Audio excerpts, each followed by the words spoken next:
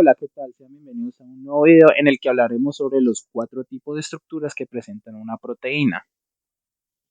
Bueno, se preguntarán por qué es importante conocerlos. Estos son importantes conocerlos porque me ayudan a determinar la forma y función de una proteína en específico. Sin más rodeos, comencemos. Primero está la estructura primaria. La estructura primaria de una proteína es la secuencia de aminoácidos que la componen. Esta secuencia se determina por el orden en que los nucleótidos se encuentran en el ARN mensajero, que es el molde a partir del cual se sintetiza la proteína. La estructura primaria de una proteína también puede variar en complejidad. Algunas proteínas tienen una secuencia de aminoácidos simple y lineal, mientras que otras tienen una secuencia de aminoácidos más compleja, con ramificaciones y bucles. La estructura primaria de una proteína es importante porque me ayuda a determinar la estructura de las siguientes, o sea, de la secundaria, terciaria y cuaternaria. También la estructura primaria de una proteína puede variar en función de la especie, el tejido y el estado fisiológico del organismo. Por ejemplo, la estructura primaria de la hemoglobina humana es diferente a la estructura primaria de la hemoglobina de la rana, o por ejemplo, en el caso de los humanos o de cualquier organismo, la estructura primaria de la proteína de un pelo humano es diferente a la de una enzima digestiva. Como segundo, tenemos la estructura secundaria.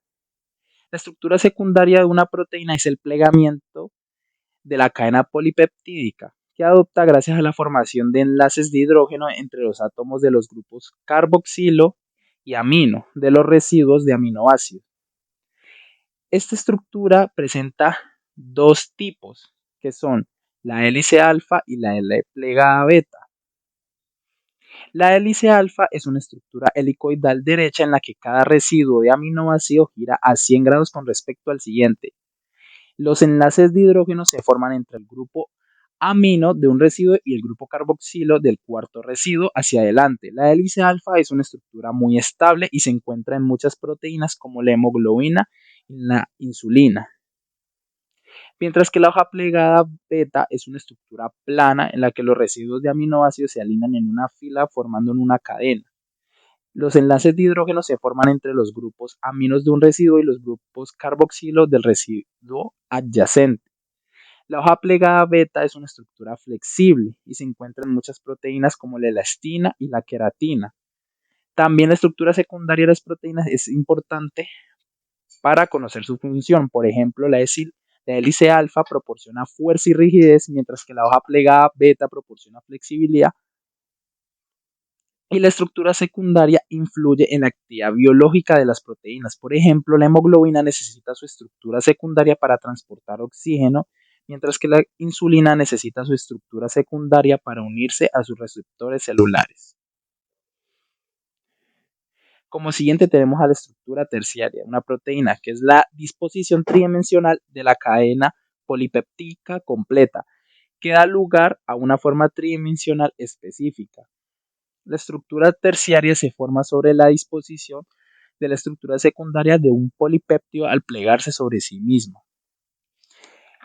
Esta es mantenida por tipos de fuerza que son las siguientes.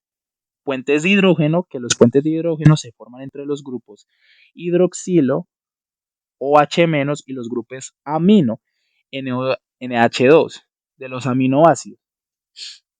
También tenemos los enlaces iónicos, que los enlaces iónicos se forman entre los grupos cargados positivamente y negativamente de los aminoácidos. También tenemos interacciones dipolo-dipolo, que las interacciones dipolo-dipolo se forman entre los grupos polares de los aminoácidos. Y por último tenemos las fuerzas de Van der Waals, que son interacciones débiles que se forman entre los átomos no polares. También las proteínas pueden presentar dos tipos de estructura terciaria, que son la estructura globular, que son las que tienen una forma compacta y esférica. Son las proteínas más comunes y se encuentran en muchas funciones biológicas, como la catálisis enzimática, el transporte de moléculas y la regulación de la actividad celular.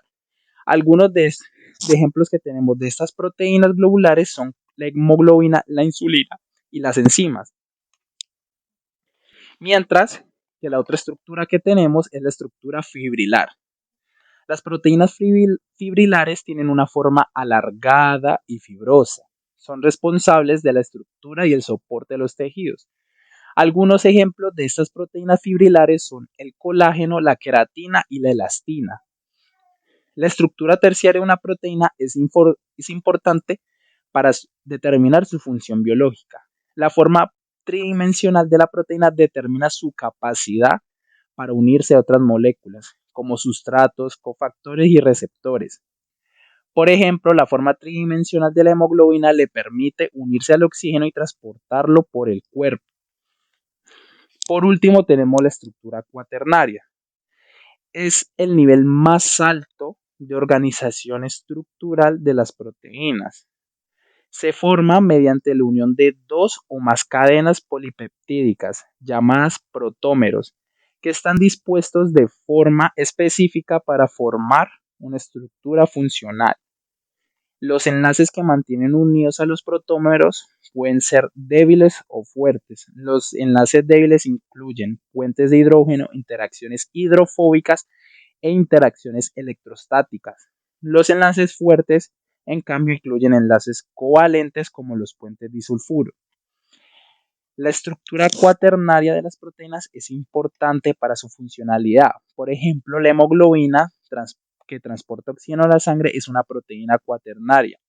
Está formado por 4 cadenas polipeptídicas, 2 alfas y 2 betas, que están dispuestas en forma de rosquilla. Además, la estructura cuaternaria de la hemoglobina le permite unirse al oxígeno y transportarlo a los tejidos. Y por último, estas proteínas cuaternarias pueden ser clasificadas en dos grupos, homoméricas y heteroméricas. Las proteínas homoméricas están formadas por protómeros idénticos, mientras que las proteínas heteroméricas están formadas por protómeros diferentes. Y por último, no todas las proteínas llegan a esta estructura cuaternaria, solo algunas, las que tienen 2 o más cadenas polipeptídicas.